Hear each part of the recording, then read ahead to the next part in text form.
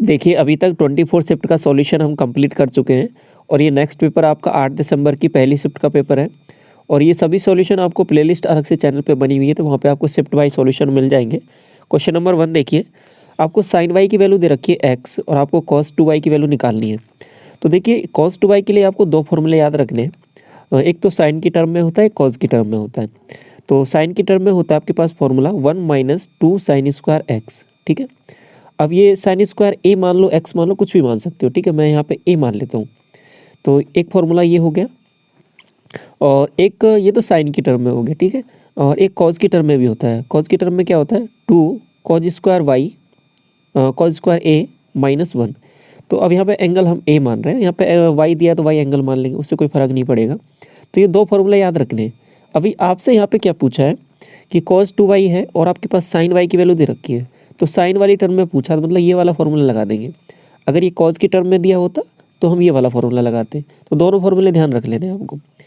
तो अब देखिए ये वाला फॉर्मूला लगाते तो सिंपल क्या बन जाएगी वैल्यूज़, 1 माइनस 2 साइन स्क्वायर ए की वैल्यू क्या दे रखी है आपके पास, एक्स दे रखी है, ठीक है। तो साइन ए या फिर साइन वाई, बात एक ही है ना। तो ये एक्स हो जाएगा, तो ये हो जाएगा 2x²। तो ये आंसर हो जाएगा आपके पास cos 2y की वैल्यू। तो देखिए कौन सा ऑप्शन दिया हुआ है, ऑप्शन नंबर 4 करेक्ट हो जाएगा यहाँ पर। बात समझ में आई है। तो ये दोनों फॉर्मूले आपको याद रख लेने हैं। क्वेश्चन नंबर 2 देखो, आपको इसकी वैल्यू फाइंड आउट करनी है। तो देखिए ये रिजल्ट कई बार यूज़ होता है, तो इसको आप डायरेक्ट भी टिक कर दोगे 4ab, या फिर इसका सॉल्यूशन भी देख लो, बहुत आसान है, इसमें कुछ है नहीं। इसको एक्सपेंड करो, आपके पास क्या बन जाएगा, a² प्लस 2ab और प्लस b², ये बनता है। और ऐसे ही आपके पास नीचे बनेगा और ये है a² minus 2ab plus b²। लेकिन खास बात क्या है, यहाँ पे माइनस लगा हुआ है, माइनस लगा हुआ है तो ये माइनस हो जाएगा, ये प्लस हो जाएगा और ये माइनस हो जाएगा, ठीक है। तो ये b² a² ये सब कुछ तो कट जाएगा और केवल आपका 4ab यहाँ पे बचने वाला है। तो ऑप्शन आपका 4th करेक्ट हो जाएगा। तो ऐसे इसको सोच सकते हो। क्वेश्चन नंबर 3 देखो, आपको एक टेबल दे रखी है, what is the ratio of number of the monuments in B. आपको डी से रेशियो देखना, बी और डी का रेशियो देखना है। तो बी में है आपके पास 30 और डी में आपके पास है 150। तो दोनों का रेशियो देखा तो 1:5 आंसर आ जाएगा। ऑप्शन नंबर आपको 4th करेक्ट हो जाएगा। अगला सवाल देखो, क्वेश्चन नंबर 4 में आपको दिया है एक टेबल और इसमें पूछा क्या है, what is the percentage increase in total production of all type 2 wheeler और 1998 में और 1996 से देखना है आपको कंपैरिजन। 1996 में हो गए 334 और 8 में, और 6 में थे आपके पास 268। देखो कितना इंक्रीमेंट हो गया, 334 और ये आपके पास 268। माइनस कर लो दोनों को, यहाँ से आ जाएगा 6, 7 यहाँ से बन जाएगा 6। तो 66 इंक्रीज हो गया है। अब ये किसके रेस्पेक्ट में हुआ है ये आपको देखना है। तो ये 268 के रेस्पेक्ट में हुआ है और मल्टीप्लाई बाई 100 से कर देंगे। तो इसको सॉल्व करना है बस, सिंपल, अब कुछ है नहीं सवाल में। तो इसको 4 से यहाँ पे काटा, 4 से जाएगा कितनी बार, 7 बार, 4 6 24, ठीक है। और 4 7 28 67। और ये 4 से इसको काटा तो ये कितनी बार जाएगा, 4 से इसको पहले इसको काट लो या फिर इसको काट लो, एक ही बात है।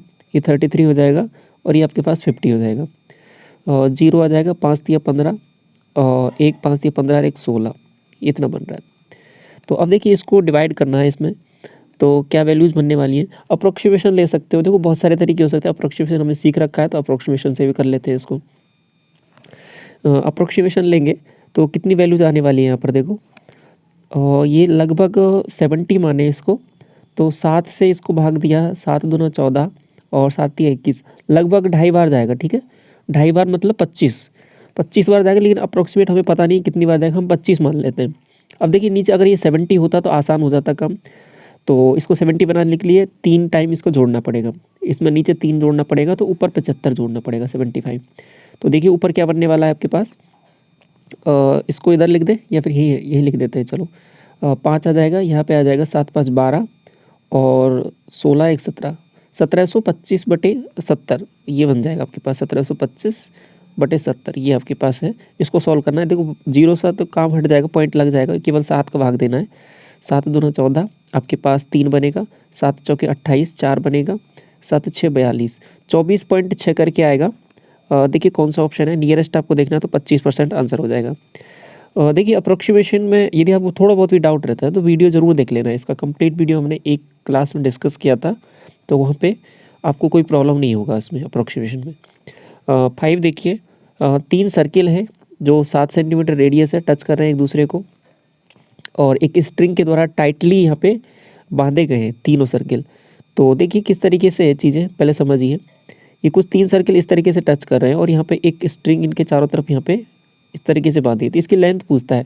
इसका मैंने आपको डायरेक्ट फार्मूला बताया था कि याद कर लो आप, टेलीग्राम चैनल पे भी शेयर किया था और वैसे भी आपको कम्युनिटी टैब में भी बताया था। 2πr प्लस एन डी, ये ध्यान रखना है। अब 2πr, आर क्या है यहाँ पर रेडियस, तो क्या हो जाएगा, आर की वैल्यू 7 रखूँगा तो 14 पाई हो जाएगा। अब एन क्या है, कितने सर्किल हैं आपके पास, कितने सर्किल है, 3 सर्किल है, और डी क्या है, डायमीटर, तो 7 रेडियस है तो डायमीटर 14 हो जाएगा, तो ये 42 हो जाएगा।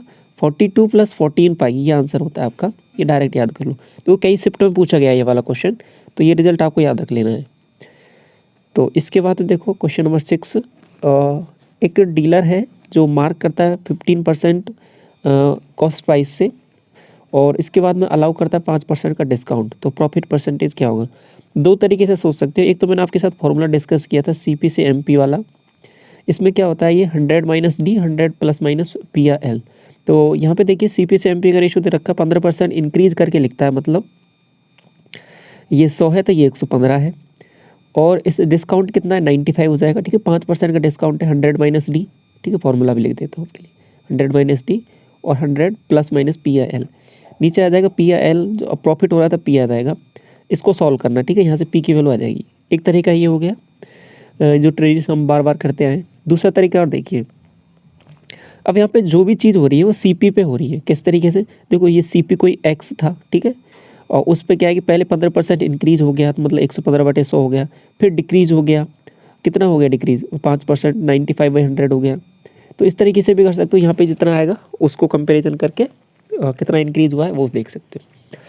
दूसरा तरीका एक और देख लीजिए, AB रूल लगा लो डायरेक्ट आप। AB रूल मतलब 15% का यहाँ पे इंक्रीज़, 5% का डिस्काउंट, तो फिर डायरेक्ट क्या हो जाएगा, 15 प्लस 5 माइनस, और क्योंकि एक डिस्काउंट है एक पॉजिटिव है, तो 15 × 5/100। तो ऐसे भी सोच सकते हो, ये हो जाएगा किस, देखिए ये डिस्काउंट था ना, तो ये माइनस आएगा यहाँ पर, ठीक है, तो ये हो जाएगा 10, और ये आपके पास कितना आएगा, 75, मतलब 75.75। तो इसको माइनस करेंगे तो 9.25 आंसर आ जाएगा। ऑप्शन नंबर फर्स्ट करेक्ट हो जाएगा। देखो 3 तरीके डिस्कस कर लिए, जो भी आपको कंफर्टेबल हो उसमें कर सकते हो। क्वेश्चन नंबर 7 देखो, एरिया है जो कर्व सरफेस एरिया का राइट सर्कुलर कोन का आपको फाइंड आउट करना है। हाइट आपको दिया हुआ है, स्लांट हाइट आपको दिया हुआ है।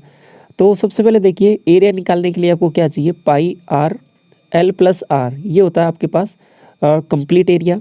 और कर्व सरफेस एरिया के बारे में बात करता हूँ तो πLr या फिर πRL, ये होता है आपके पास कर्व सरफेस। रेडियस आपको चाहिए ना यहाँ पर, तो रेडियस के लिए क्या करना पड़ेगा, ये कोण है आपके पास, कोण में ये वाली हाइट दे रखी है 8, ठीक है, और ये स्लांट हाइट है 10, तो इसका रेडियस निकाल सकते हो। देखो 8, 10 और 6, ये ट्रिपलेट होता है, तो 6 रेडियस आ गया इसका। 6 रेडियस आ गया तो ये वाला फॉर्मूला लगा देते हैं। तो ये पाई, आर की वैल्यू 6, एल की वैल्यू 10, तो ये कितना हो जाएगा 60 पाई, ऑप्शन नंबर सेकंड। इसके बाद में क्वेश्चन नंबर 8 देखो, ये आपको टेबल दिया हुआ है, इसमें पूछा क्या है कि wise total production is what percentage of Z के टोटल प्रोडक्शन से। तो वाई का पहले ऐड कर लेते हैं। तो वाई का ऐड किया, देखो 18 और 13 31 और 38 48 और 5 48 और 8 56, 56 ये हो रहा है वाई का। जेड का भी देख रहा है ना आपको, तो जेड का भी ऐड कर लो, ये हो जाएगा 33 45 और 54, और ये कितना हो जाएगा 64, ये इतना हो गया। अब ये परसेंटेज देखना है कि कितना परसेंटेज है किसका, वाई, किसका, जेड का, तो 64। अब किसी से कट रहा है क्या, ये देखो 8 से जाएगा, 8 7 56, और ये 8 से जाएगा 8, 8 से 8 बार 64, ठीक है, 7/8। आपने एक चीज़ पढ़ी है कि 1/8 होता है वो 12.5% होता है, ये बात समझ में आई। ये 12.5% है, ठीक है, और 12.5% को जो 7 से मल्टीप्लाई करूँगा तो कितना आएगा, 84, तो डायरेक्ट आ जाएगा 84, और 7 को आधे से मल्टीप्लाई करूँगा तो यहाँ पे कितना आ जाएगा 3.5, 84 + 3.5 कितना हो जाएगा 87.5। देखो ऐसे सोच सकते हो यहाँ पे, बाकी तो मल्टीप्लाई कर ही लोगे बेसिक वाली अप्रोच से। थोड़ा अलग भी सोचना है आपको, कुछ आसान बनाना है सवाल को। अगला सवाल देखो क्वेश्चन नंबर 9, इसमें दिया है ABC, एक ट्राइंगल है जिसमें P और Q पॉइंट है AB और BC पर। तो ये एक ट्राइंगल बनाओ, A और ये B और ये C। AB पर है P पॉइंट, यहाँ पर P पॉइंट है कोई, और BC पर Q पॉइंट है, इस तरीके से है। और PQ AC के पैरेलल है, ठीक है, ये इसके पैरेलल कर दिया यहाँ पर। AB की वैल्यू आपके पास 26 दे दिया, मतलब ये कंप्लीट 26 है। और PQ की वैल्यू आपके पास 7 है और AC की वैल्यू 10 है। तो आपको AP की वैल्यू निकालनी है। देखो वही आसान सवाल हो गया, सिमिलरिटी है, आपको लगानी है। तो ये छोटा वाला ट्रायंगल देखो और एक बड़ा वाला ट्रायंगल देखो, इनमें जो साइड का रेशियो है ना वो आपके पास क्या है, 7:10 में है, ठीक है, ये 7:10 में है। और इधर देखिए ये जो कंप्लीट साइड है, ये कंप्लीट साइड किसकी है, बड़े वाले की है। बड़े वाले की साइड कितनी है, 26। बात समझ में आई? तो देखो कैसे करेंगे इसको, ये 26 साइड है, ये 10 यूनिट की वैल्यू है, मतलब इस बड़े वाले की, ठीक है। तो हमें 7 यूनिट की निकाल ली है, मतलब ये छोटे वाले की, ये वाली साइड। ये बात समझ में आई? तो ये निकाल सकते हैं इतने से, मल्टीप्लाई कर लो इसको इससे। तो 7 6 42, 4 और 7 दूना 14 और 4 18, 18.2 आ जाएगी। ये कौन सी साइड आई है आपके पास, ये वाली साइड आई है, 18.2। अब टोटल तो आपके पास पता है 26 है, जिसमें से 18.2 माइनस कर दूंगा तो कितना बनेगा आपके पास, 7.8 बनेगा, जो कि ऑप्शन नंबर सेकंड में दिया हुआ, यही आपको निकालना था। अगला सवाल देखिए, एक शॉपकीपर है जो एडवर्टाइज ये कर रहा है कि वह कपड़ों को बेच रहा है 7% के लॉस पर, और जबकि एक फॉल्स स्केल यूज़ करता है 1 मीटर का और गेन करता है 24 का। तो उसने एक्चुअल में कितनी लेंथ है जो 1 मीटर के बजाय वहाँ पे आगे यहाँ पे जो मेज़र की है। तो देखिए समझिए ये बिल्कुल डिसऑनेस्ट मर्चेंट का ही केस है, जिसमें वो क्या करता है कि वेट में कुछ गड़बड़ी करता है। यहाँ पे क्या लेंथ में कुछ गड़बड़ी चल रही है, बात वही है, सेम प्रोसीजर रहेगा करने का। तो चीज़ें किस हिसाब से चलती है देखो, सबसे पहले क्या कह रहा है कि 7% के लॉस का दावा कर रहा है। 7% के लॉस का दावा कर रहा है तो मतलब कैसे, क्या कह रहा है सवाल कि 93 में बेच रहा है 100 रुपये की वस्तु को। इतनी बात समझ में आई। अब क्या कर रहा है कि 1 मीटर की तुलना में कुछ कम वो यहाँ पे मेज़र कर रहा है। तो जैसे कि मान लेते हैं ये तो आपके पास 1 मीटर था, 1 मीटर का मतलब 100 सेंटीमीटर, और कम मेज़र कर रहा है मतलब x मेज़र कर रहा है। तो ये ओवरऑल इसका यहाँ पे तो लॉस हो रहा है, यहाँ पे इसको मुनाफा हो रहा है। अब इन दोनों को मिला के उसको क्या हो रहा है, ओवरऑल प्रॉफिट हो रहा है, कितने का, 24 का। तो ये क्या हो जा रहा है, 124 डिवाइड बाई 100। इतनी बात समझ में आई? ये चीज़ें चल रही हैं, इसको सॉल्व करना है बस। तो ये 2 जीरो से ये 2 जीरो जाएगा। अब इसको देख लो ये कितना बनने वाला है, 93। इसको देखिए 31 से ये 3 बार जाएगा और ये 31 से 4 बार जाएगा, ठीक है। तो अब ये 4 से ये 25, तो x की वैल्यू यहाँ से आपके पास सीधा सीधा दिख जाएगी 75। तो 1 मीटर की तुलना में वो क्या है कि 75 सेंटीमीटर ही यहाँ पे मेज़र कर रहा है और कपड़े बेच रहा है, ठीक है। इस वजह से वो क्या है कि मुनाफा कमा ले रहा है। तो आंसर क्या आ जाएगा, 75। तो देखो ये सेम प्रोसीजर रहता है सवालों को करने का। अगला सवाल देखिए, 100 ml है जो H2SO4 का, जिसका कंसनट्रेशन 20% है, मिक्स कर दिया आपको 50% कंसनट्रेशन वाले मिक्सचर के साथ, XML मिला दिया इसका, तो नेट आपके पास 30% बन गया। x की वैल्यू आपको फाइंड आउट करनी है। तो देखिए मिक्सचर एलिगेशन से करते हैं इसको। तो मिक्सचर एलिगेशन में सबसे पहले दिया 20% एक है मिक्सचर, और दूसरा वाला आपके पास 50% का है, इसके साथ मिला दिया, और फाइनली आपके पास 30% का बन गया। और इसकी जो मात्रा दे रखी है, क्वांटिटी, वो आपके पास 100 ml दे रखी है। तो इसको सॉल्व करते हैं। देखो यहाँ पे कितना बनने वाला है, 10, और यहाँ से बनने वाला है 20। रेशियो यहाँ पे निकाला तो 1:2 का आ रहा है। देखो 2 यूनिट की वैल्यू आपके पास 100 ml है, तो 1 यूनिट की वैल्यू क्या आ जाएगी आपके पास, 50 ml। तो आपसे पूछा क्या है कि जो डिटरमाइन x, जो इसका 50% वाले कंसनट्रेशन का कितना है, तो ये 50 ml ही मिलाया है यहाँ पर। तो ऑप्शन नंबर 4 करेक्ट हो जाएगा। क्वेश्चन नंबर 12 देखो, ABCD के स्क्वायर है, यहाँ पर ये स्क्वायर दे रखा है, ठीक है, और MAB ये एक आपका इक्विलेटरल ट्रायंगल है। MC और MD आपके पास ज्वाइन किए जाते हैं, यहाँ पर ये पॉइंट मिला दिए, तो MDC एंगल आपको निकालना है, मतलब ये वाला एंगल।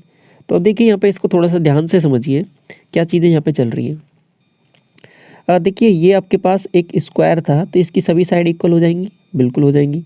ये आपके पास इक्विलेटरल ट्रायंगल है, इक्विलेटरल ट्रायंगल है, तो ये वाली इसकी सभी साइड इक्वल हो जाएंगी। तो मतलब स्क्वायर की साइड और इक्विलेटरल ट्रायंगल की साइड ये दोनों बराबर हैं कि नहीं है, बिल्कुल है। ये बात तो आपको समझ में आ गई। अब देखिए इसको थोड़ा सा जूम कर दें, तो जूम करें तो यहाँ पे अब चीज़ें और समझ में आएंगी आपको अच्छे से।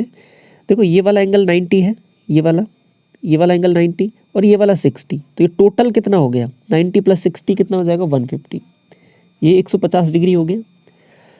अब इसके बाद में देखिए अगर ये 150 है तो ये वाली साइड और ये वाली साइड बराबर होगी कि नहीं होगी, आपको होगी, बिल्कुल होगी। क्यों होगी?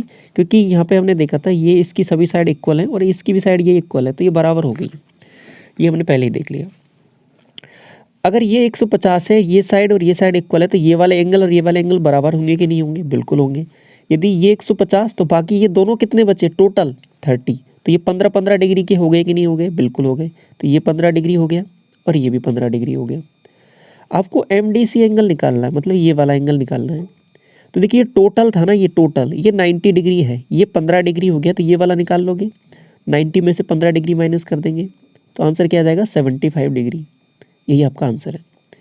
ऑप्शन देखो कौन सा दिया हुआ है आपको, 4th दिया हुआ है। ठीक है, बात समझ में आई ये वाला। आगे बढ़े, अगला सवाल देखो। 10 आदमियों ने मिलकर एक काम को स्टार्ट किया, लेकिन कुछ समय बाद क्या हुआ कि 4 ने उस काम को छोड़ दिया। ऐसा करने से क्या हुआ कि जो काम 40 दिन में होना था कंप्लीट, अभी 50 दिन में जाके कंप्लीट हुआ। तो जो 4 लोगों ने काम छोड़ा था वो स्टार्टिंग से कितने दिन बाद छोड़ा, ये आपको फाइंड आउट करना है। तो सबसे पहले देखिए स्टार्टिंग से लोग कितने आए थे, 10 लोग आए थे काम करने पर। अगर ये टोटल करते रहते काम तो 40 दिन में काम को कंप्लीट कर देते, तो मतलब ये तो टोटल काम हो गया आपका 10 × 40। लेकिन इसमें कुछ गड़बड़ हुई है। क्या हुआ है कि 4 लोग छोड़ के चले गए, 4 लोग छोड़ के चले गए, तो हम कह देते कि मान लो x दिन के बाद छोड़ के गए, तो x दिन तक तो क्या है कि 10 लोगों ने मिलकर काम किया होगा, बिल्कुल सही बात है। अब इसके बाद में क्या हुआ है कि काम हो रहा है 50 दिन में, तो अब टाइम कितना बचा आपके पास 50 - x। अब आदमी कितने बचे हैं, आदमी आपके पास बचे केवल 6 आदमी। क्यों? क्योंकि 4 तो छोड़ के चले गए, तो यहाँ पे 6 लोग बचे हैं। तो ये आपका एक सिंपल सी एक इक्वेशन हमने यहाँ पे लिख दी, इसको सॉल्व करना है। तो ये देखिए ये तो 400 बन गया, और इधर इसको देखोगे तो ये 10x है, और यहाँ से आ गया 6x, और ये 6 × 5 = 30, 300। तो ये 4 बन रहा है, और यहाँ से ये इधर जाएगा तो 100, तो 4x = 100, तो x = 25, और x हमें वही माना था जो हमें निकालना है, तो 25 आंसर हो जाएगा। इसके बाद देखिए क्वेश्चन नंबर 14। देखिए ये वाला क्वेश्चन मैं अलग से भी आपके साथ डिस्कस कर चुका हूँ, इम्पोर्टेंट था, तो इसको हमने प्रीवियस वीडियो में भी देखा था और अलग से भी डिस्कस कर लिया। तो ये तो आपको अच्छे से समझ में आ ही गया होगा। तो देखिए यहाँ पे a + b ये = c दिया हुआ है, तो ये आपको फाइंड आउट करना है। तो उसमें क्या है कि पहले वाले जो सवाल था उसमें ये वाली इक्वेशन दे रखी थी, ठीक है, और आपको ये वाला पूछा था, इसमें उल्टा दे दिया, ये दे दिया, ये आपसे पूछ लिया। तो इसको ऐसे कर सकते हो, देखो ये tan a + b है, तो इस a + b = c दे रखा है, तो मैंने यहाँ पे क्या किया है कि इसका tan ले लिया, ठीक है, tan a + b दोनों तरफ, तो ये हो जाएगा tan c। इतना बात समझ में आ गई।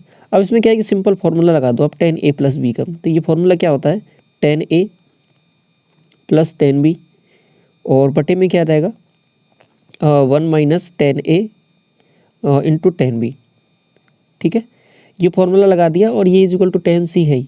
अब देखो इसको सॉल्व करना है।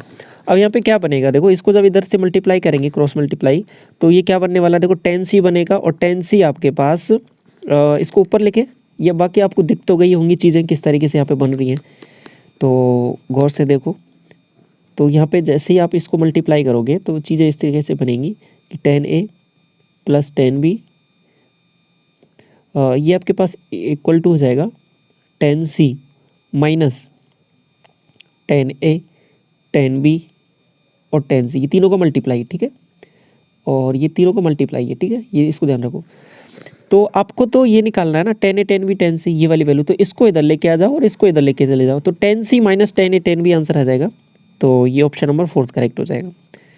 इसके बाद में 15 देखो, जो आपके पास दिया है कि m और n पॉजिटिव नंबर्स हैं, इसमें ये दिया हुआ है, आपको ये वाली वैल्यू फाइंड आउट करनी है। तो देखिए इसका स्क्वायर कर देते हैं पहले, इसका स्क्वायर किया था आपके पास क्या बनेगा 3m + n, फिर उसके बाद अंडर रूट ले लेंगे तो आंसर आ जाएगा। ये स्क्वायर किया था आपके पास बन रहा है 9m² + n² प्लस 3 दूना 6, 6mn। देखिए इसकी वैल्यू आपको दे रखी है कितनी 40, और प्लस 6mn, mn की वैल्यू आपके पास 4 है, तो 6mn की वैल्यू क्या हो जाएगी 24। तो इस दोनों को जोड़ा तो ये 64 बन रहा है। अब हमें तो केवल इसकी वैल्यू चाहिए, तो इसका अंडर रूट ले लेते हैं 64 का, तो 8 आंसर आ जाएगा ऑप्शन नंबर 4। अगला सवाल देखो, आपको इसके फैक्टर्स निकालने हैं। तो देखिए 2-3 तरीके हो सकते हैं इसको सोचने के। एक तो क्या है कि ऑप्शन एलिमिनेट करके कर लो आप इसको। जैसे कि ऑप्शन नंबर 4 को मैंने देखा, तो यहाँ पे देखो एक्स स्क्वायर एक्स की पावर 4 बन रहा है, जो कि पॉसिबल नहीं, क्योंकि आपको क्वेश्चन में एक्स की पावर 2 तक ही जाना है, तो ऑप्शन 4 नहीं हो सकता। और ऐसे ही आपके पास यहाँ पे एक्स स्क्वायर ये भी एक्स की पावर 4 बन रहा था, ये भी नहीं हो सकता। केवल 2 ऑप्शन बचे। अब इसमें देखो ये प्लस वाली टर्म है, ये माइनस वाली टर्म है, तो इनको मल्टीप्लाई करके सीधा आपको दिख जाएगा ये वैल्यूज। एक तरीका ये हो गया। दूसरा तरीका समझिए, जो आपके आगे भी काम आएगा, जो इम्पोर्टेंट है, जो इस सवाल को समझना है आपको यहाँ से। देखिए यहाँ पे एक ऑप्शन से यहाँ पे मैंने चला, जैसे पहले वाला लिया, तो टर्म क्या है यहाँ पे, एक एक्स की है, एक वाई की है और एक कांस्टेंट टर्म है। ठीक है, एक कांस्टेंट टर्म है।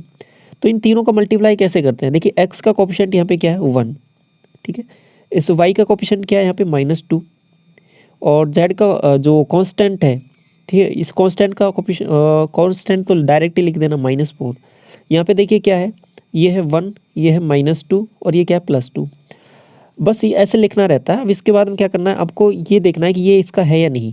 देखो एक्स स्क्वायर कैसे आएगा, जब इसको इससे मल्टीप्लाई करूँगा, एक्स को एक्स से ही मल्टीप्लाई करूँगा, तो क्या आ जाएगा, 1। तो एक्स स्क्वायर का कोफिशिएंट क्या आएगा, 1, जो कि यहाँ पे दिख रहा है, बिल्कुल सही बात है।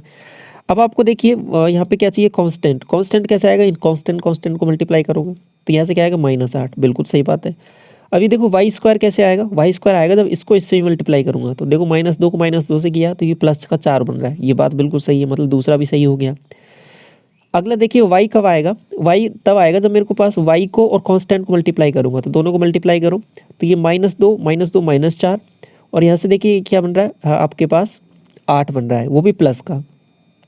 तो यहाँ से क्या बन रहा है, प्लस का 4, तो बिल्कुल सही बात है ये वाली। 4xy कब आएगा, जब इसको और इसको मल्टीप्लाई करूँगा, तो देखिए यहाँ से भी -2 -4 कोफिशिएंट बन रहा है, तो xy का कोफिशिएंट क्या आएगा, -4, बिल्कुल सही है। x कब आएगा, जब इसको और इसको मल्टीप्लाई करूँगा, तो यहाँ से आ जाएगा 2 और यहाँ से आ जाएगा -4, तो ये क्या आ रहा है, -2, ये बिल्कुल सही है। तो सभी कोफिशिएंट बिल्कुल सही आ रहे हैं, तो ऑप्शन नंबर फर्स्ट करेक्ट हो जाएगा। यह एक तरीका है आसान इस क्वेश्चन को करने का। तो दोनों तरीके मैंने डिस्कस कर दिए कि ऑप्शन के थ्रू भी जा सकते हो और ऐसे भी सोच सकते हो इसको। ठीक है, देखिए ये 2-3 तरीके मैं इसलिए डिस्कस करता हूँ क्योंकि यहाँ पे आपको वो वाला तरीका सीखना है जिससे आपके पास क्वेश्चन है जो एग्ज़ाम में कम से कम टाइम में हो जाए, तो इसलिए इम्पोर्टेंट है। तो बाकी नहीं, क्वेश्चन जो करने का यहाँ पे है उसको हम सॉल्यूशन को बहुत कम टाइम में भी कर सकते हैं। ठीक है, लेकिन मैं डिस्कस इसलिए 2-3 तरीके कर देता हूँ क्योंकि वो आगे कहीं ना कहीं दोबारा अगले क्वेश्चन में वो डेफिनेटली यूज़ होने वाले हैं, तो इसलिए ये इम्पोर्टेंट है। HCF आपको इनका निकालना है, तो देखिए ऑप्शन के थ्रू जाना यहाँ पे आसान रहेगा। बाकी HCF निकालने की बेसिक अप्रोच तो आपको पता ही है, दोनों का डिफरेंस लेके कर सकते हो, डिवाइड करके कर सकते हो, तो वैसे कर सकते हो। लेकिन यहाँ पे देखो ऑप्शन के थ्रू हम जाएंगे, तो 3 अगर ऑप्शन है 3 कब होना चाहिए, जब ये सभी 3 से मल्टीप्लाई 3 का इसमें सबका भाग जाना चाहिए, तो 5 3 8 3 11, इसमें नहीं जा रहा तो 3 नहीं होगा। 7 का भी चेक कर सकते हो डिवाइड करके, 7 का भी नहीं जा रहा। 5 यहाँ पे सीधा सीधा दिख रहा है, 11 का आपको यहाँ पे नहीं दिख रहा, तो ऑप्शन नंबर 5 हो जाएगा। ये ऑप्शन से आपको डायरेक्ट दिख जा रहा है। ठीक है, क्वेश्चन नंबर 18 देखो, ए नंबर व्हेन डिवाइड बाई 221 आपका रिमाइंडर बचता है 30, और जब सेम नंबर डिवाइड किया जाता है 13 से, तो रिमाइंडर क्या होगा। ऐसे केस में क्या करना था, जो रिमाइंडर के साथ ही काम करना रहता है, तो रिमाइंडर को ही डिवाइड कर दो 13 से, तो जो रिमाइंडर बचेगा दोबारा वही आपके पास आंसर रहेगा। तो इसको डिवाइड किया तो आपके पास क्या बन रहा है, 4, 2 बार तो जाएगा कंप्लीट, 26 और 4 रिमाइंडर बचेगा, तो वही आपका ओवरऑल रिमाइंडर रहेगा, 4 आंसर आ जाएगा।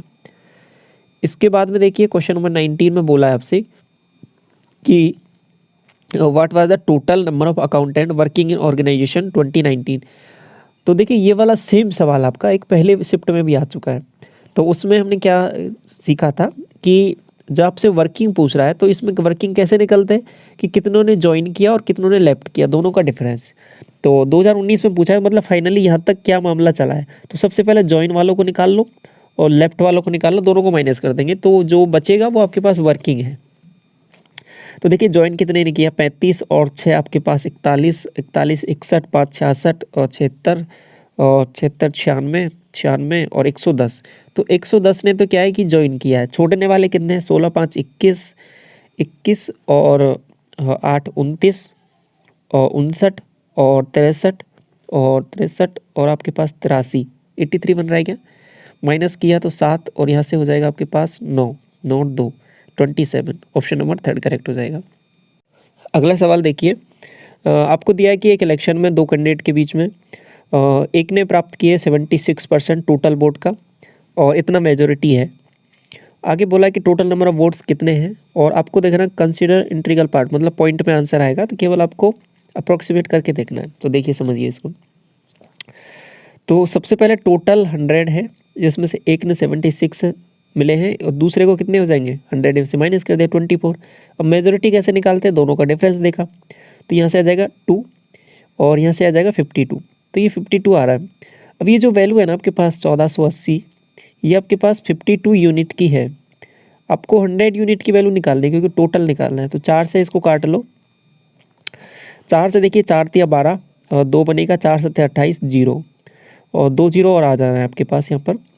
तो 37,000 को आपको 13 से डिवाइड करना है, बस सिंपल सा काम ये है।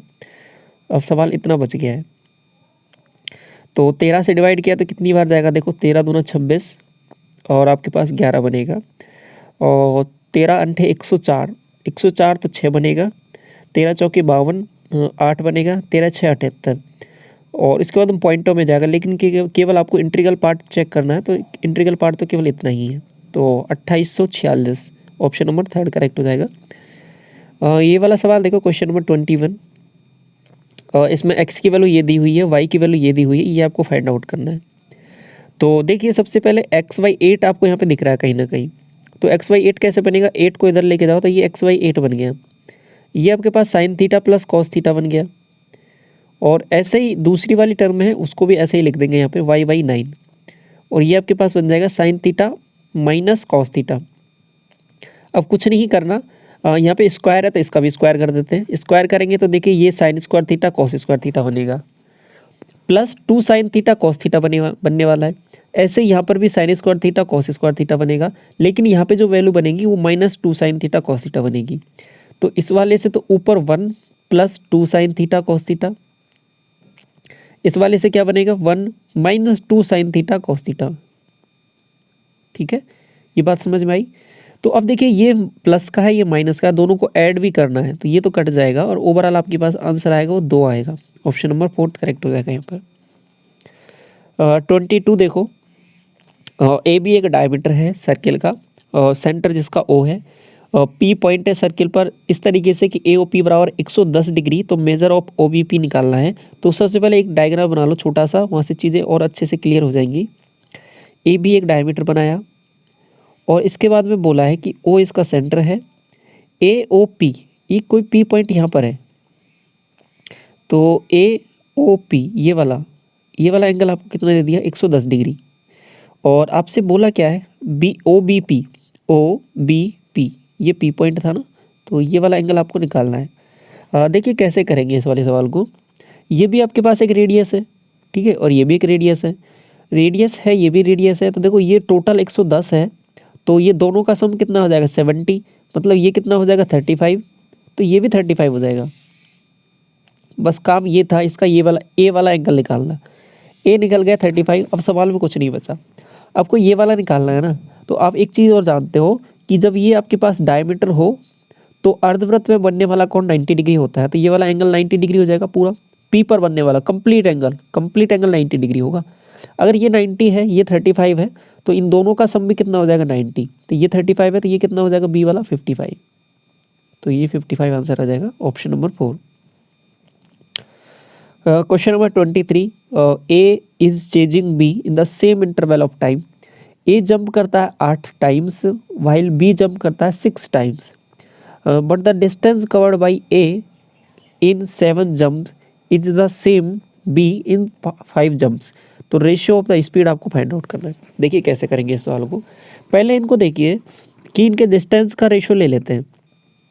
ये दिया हुआ है कि 7A इतने जंप में, ये इसके जंप कितने बी के कितने के बराबर है 5 बी के बराबर है, तो ए और बी का यहाँ पे रेशियो लिया हमने तो 5:7 आ रहा है।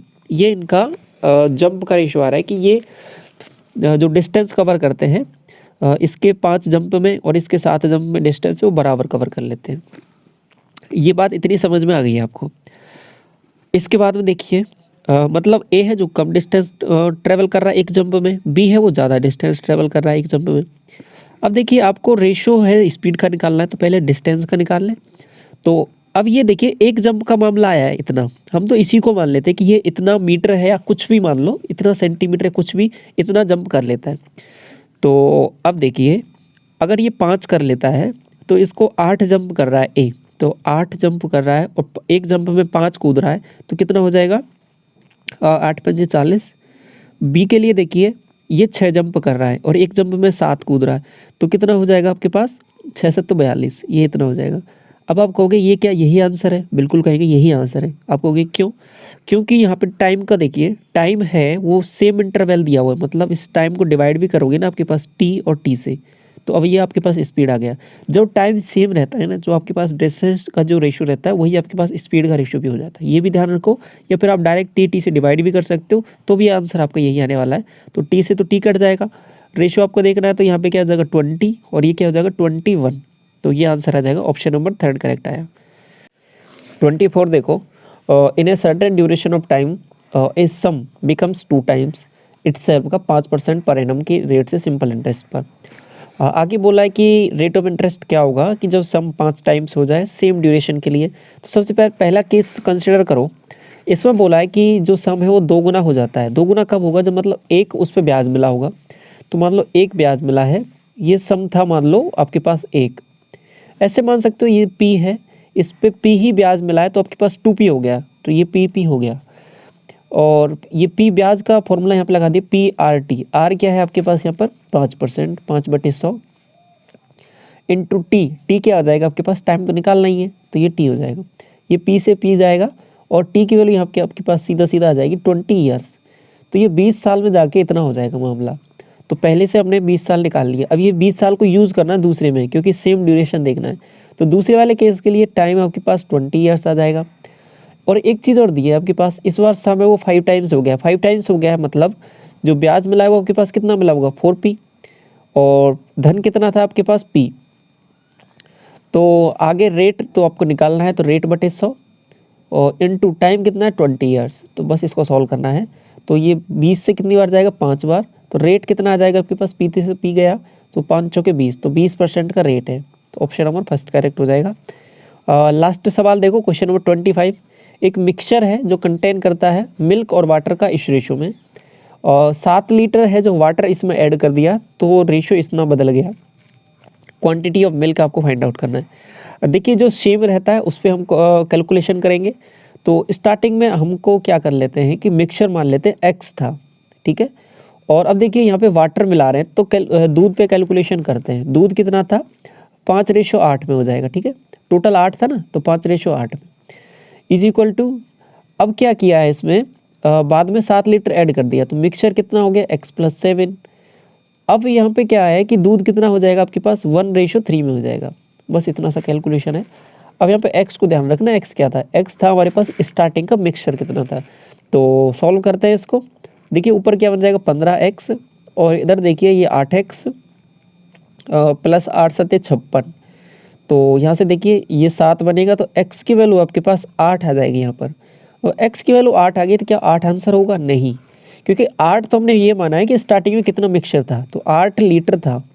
अब ये जो 8 लीटर है, 8 लीटर है मीटर जो भी मान लो आप, यहाँ पे लीटर दे रहा है तो लीटर हो जाएगा। तो अब ये इस रेशो में है दूध और पानी, तो दूध कितना हो जाएगा इसमें 5 लीटर और पानी कितना हो जाएगा 3 लीटर। आपसे दूध पूछा है तो स्टार्टिंग में दूध 5 लीटर था, तो ये आंसर हो जाएगा आपका ऑप्शन नंबर 3 करेक्ट। तो बाकी शिफ्ट के लिए प्लेलिस्ट जरूर विजिट करना। Thank you so much.